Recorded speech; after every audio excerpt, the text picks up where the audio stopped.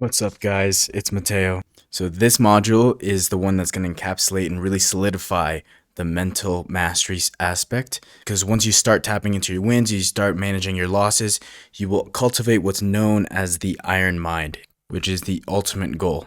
This module is packed with information. We're going to talk about the three types of discipline. There's a metaphor that is super visually helpful for maintaining that discipline. Talk about the Cinderella effect. There's an iPhone hack. I'm going to show you a quick automation, a quick shortcut you can use on your phone. We're going to talk about the most common mental crutch there is.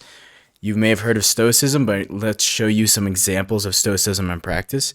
Then, in my opinion, the greatest philosopher of all time, Friedrich Nietzsche, he has a concept known as the übermensch, or the Superman. We're going to talk about how to become an übermensch with an iron mind. And then we're going to talk about Teddy Roosevelt and how he organized his life to develop an iron mind.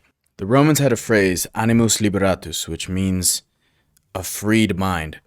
Now, this is something that comes up a lot in Western civilization where people mistake freedom in and of itself as a virtue.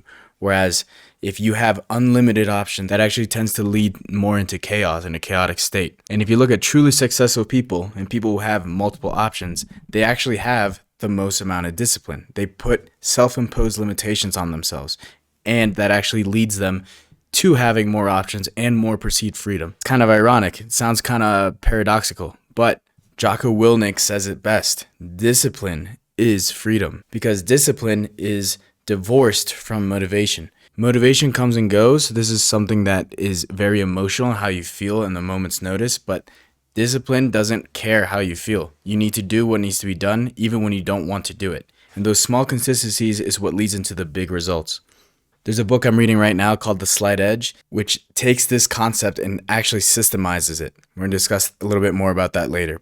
So let's explore discipline. There are three types of discipline.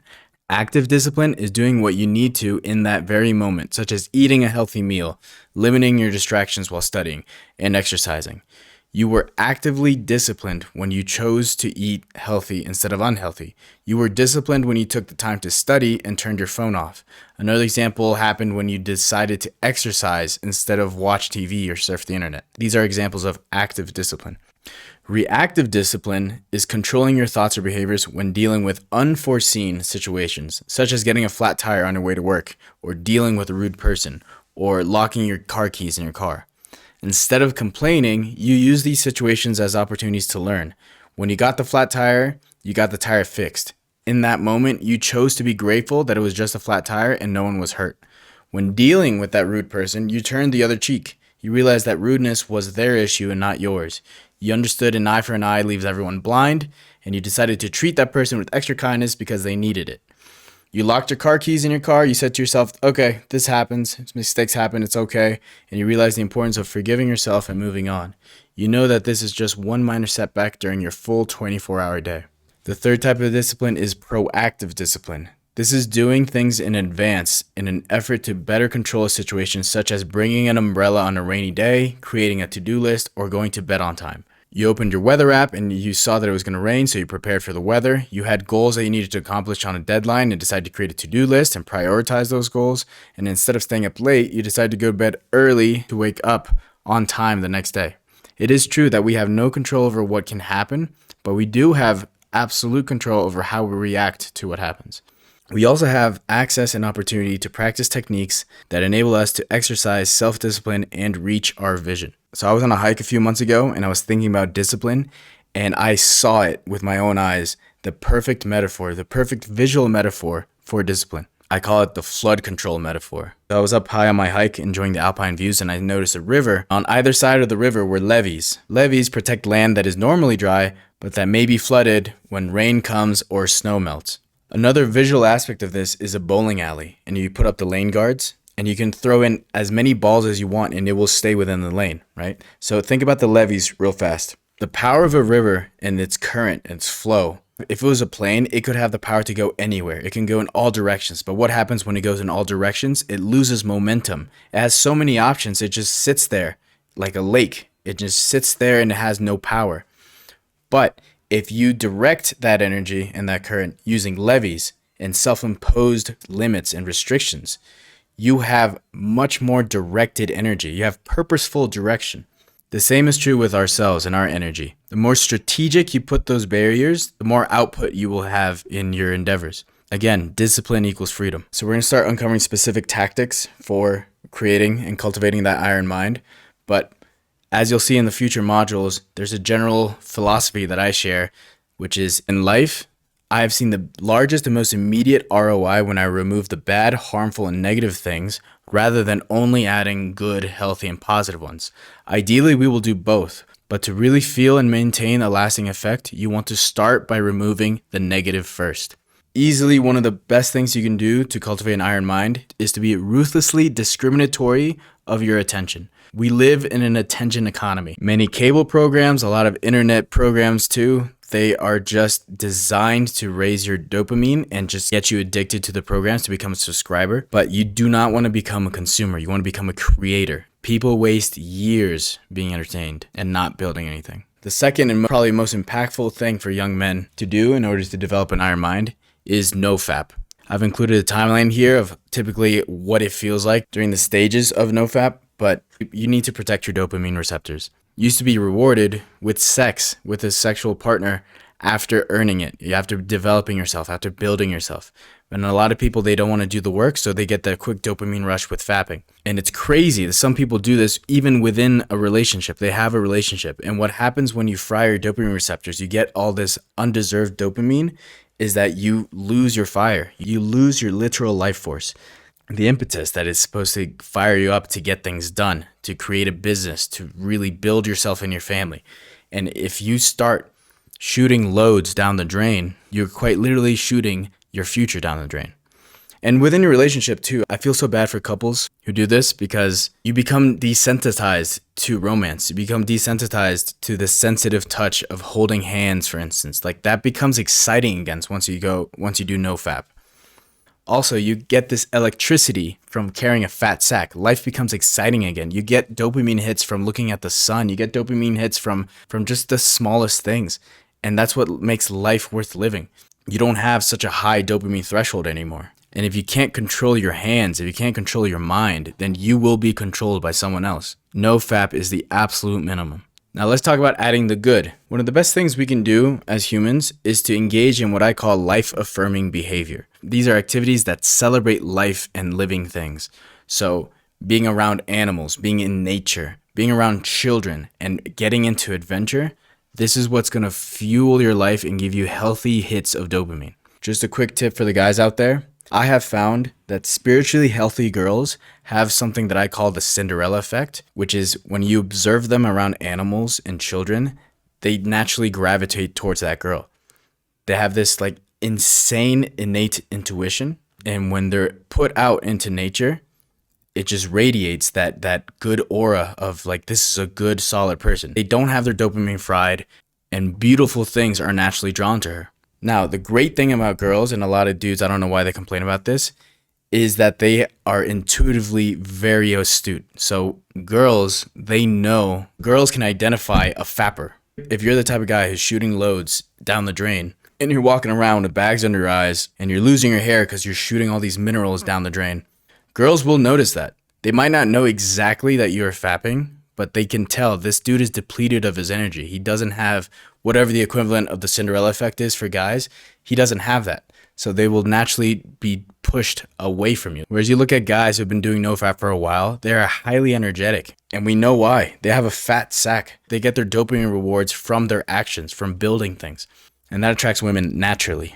And when you have healthy dopamine receptors and you're engaging in life-affirming activities like being social and going outside, you can actually have meaningful conversations with girls, and you will no longer be sexualizing every single encounter with girls. That's not healthy. The more digital sex you have, the less real sex you'll have, right? And at the end of the day, it's all about people and your relationships with people. And if you cannot cultivate a healthy relationship with girls, with women in general, then you will greatly suffer in life. So let's talk about an iPhone hack that I've used in my phone for about a year now that has completely changed the way I interact with social media and has kept my dopamine in check. This hack is an automation, and you're going to download the free app OneSec, whose logo is right there. And don't worry, I'm going to give you a step-by-step video, quick 30-second video on how to do this for yourself.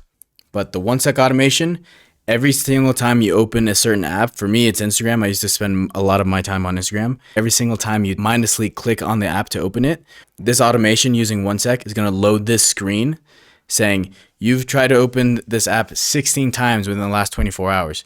Are you sure you want to continue? And a lot of times we're on autopilot and we're like, oh, I don't even know why I tried to open Instagram. I was just waiting in line. Yeah, I'll just put this away. And then you notice, like at first, when I first used this, I opened Instagram maybe 20 something times in a day. And I was like, what? That's crazy. Now I only open Instagram about 6 to 8 times a day in 24 hours. And they're all to contact people, like to actually do business or to post something. I no longer use it to just mindlessly scroll on the Explore feed, for instance.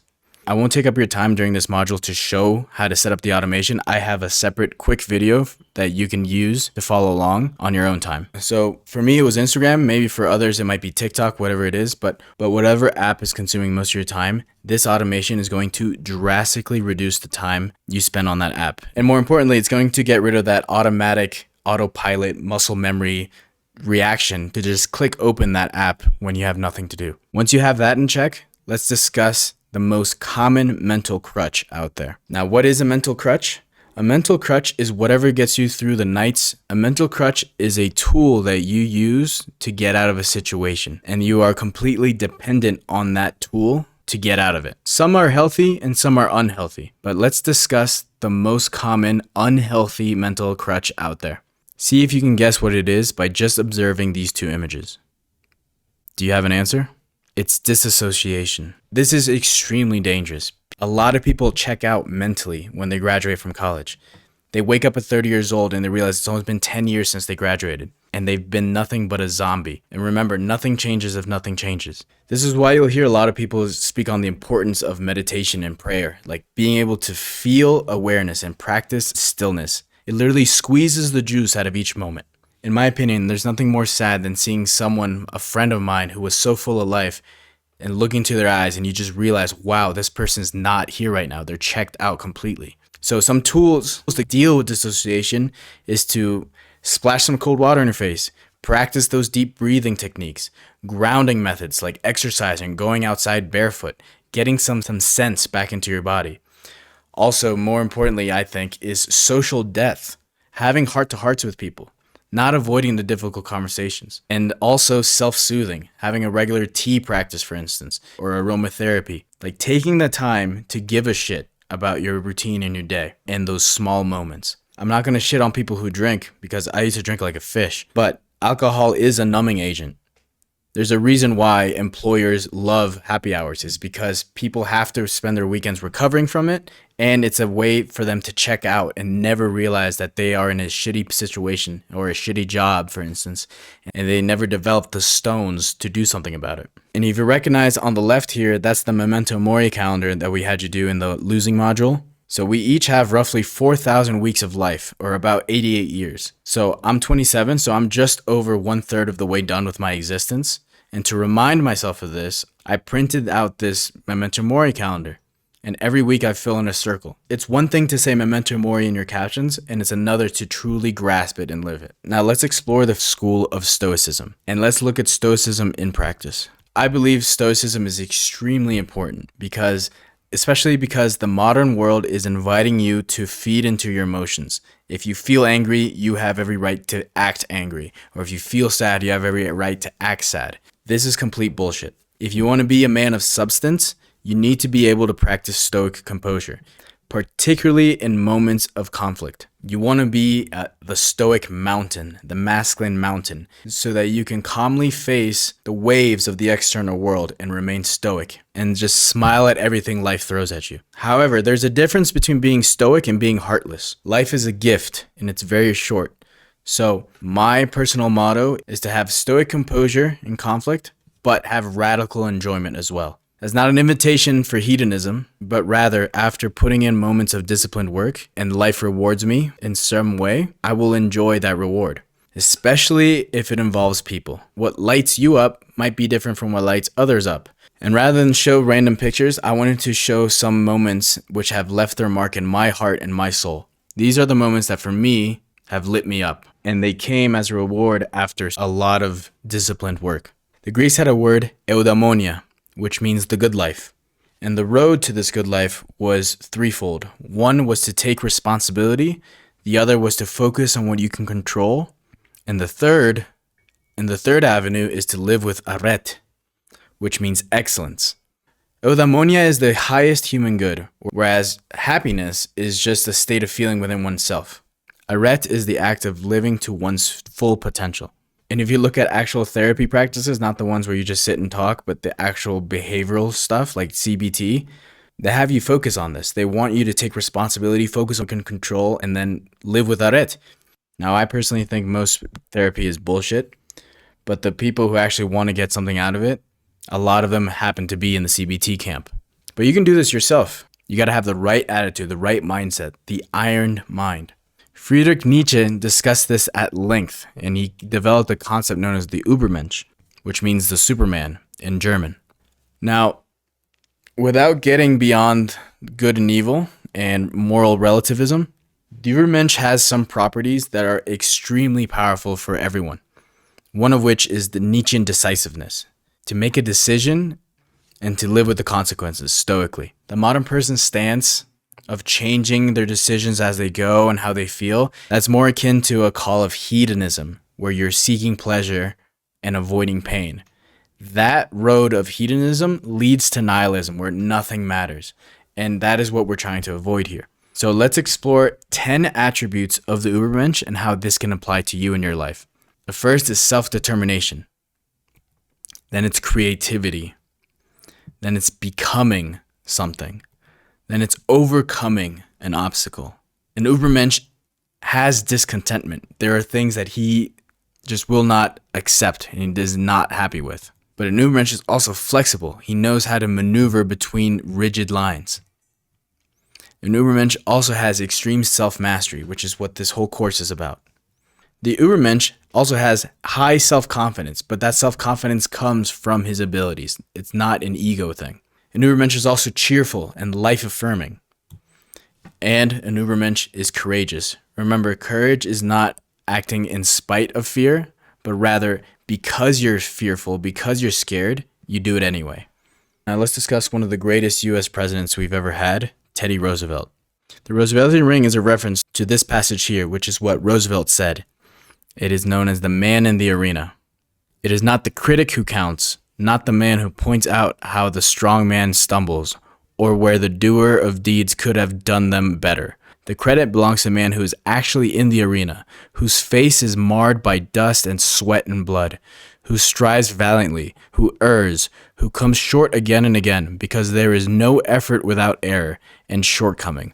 But who does actually strive to do the deeds, who knows great enthusiasms, the great devotions, who spends himself in the worthy cause, who at the best knows in the end the triumph of high achievement, and who at the worst, if he fails, at least fails while daring greatly, so that his place shall never be with those cold and timid souls who neither know victory nor defeat. Teddy Roosevelt. Do not be scared of failing. The most successful people in the world have failed their way to success. You have to get in the arena. Take imperfect action. Dare greatly. That will develop your iron mind. We can learn a lot about Teddy Roosevelt. And when he was in college in Harvard, he was super social. He was involved in all kinds of sports and academic programs. He was a very social guy, but he was also earning very good grades, and his classmates were confused. They couldn't understand how he could be so productive until one day they asked him, and he came up with this system, which is now known as Roosevelt Dashes, which is he would block off sections of his calendar for his day, like 15-minute intervals, 30-minute intervals, 1-hour intervals, and have intense, focused dashes of work. And these would be dedicated to intense, deep work. And outside those ranges, he would just be himself, do whatever he wants, because he knew he got a lot of deep work done. This is also known as Parkinson's Law, where if you give me 7 days to do a task, I will do it in 7 days. Whereas if you gave me the same task to do in 2 days, I will do it in 2 days.